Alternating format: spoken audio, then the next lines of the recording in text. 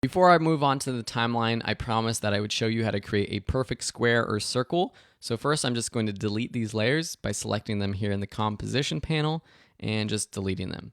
To create a perfect square, take the rectangle tool, and then while you have it selected, just click the shift button. And you can see that as I drag out, I create this square. You can see that it's being created from this upper left corner. What if I want it to be created from the center? Well, let me delete this layer.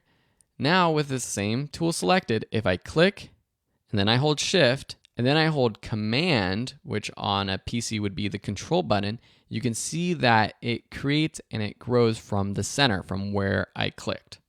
Cool. Now how about a circle? It's basically the same thing. So if you go to your ellipse tool, and then if you click and drag, you'll see that now it's just an oval. But if I hold the shift button, it's that perfect circle. And remember what we did to create the circle from the center, from where we clicked? We held the shift button down and the command button. That's on a Mac. It would be the control and shift buttons on a PC. Okay, so now I have this shape. I'll go back to my selection tool and I can move it around my composition.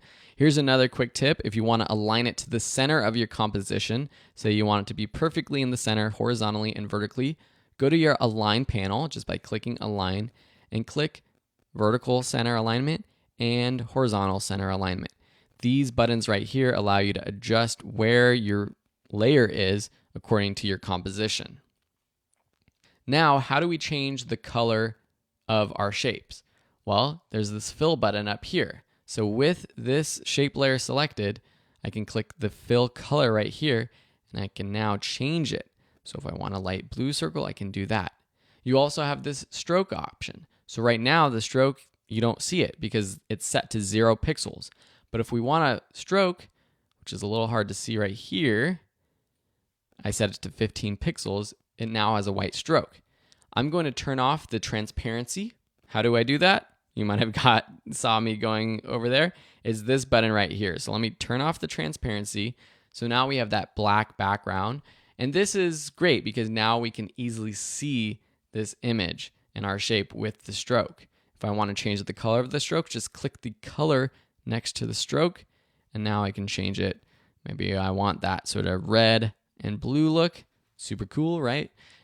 And now you have a red stroke.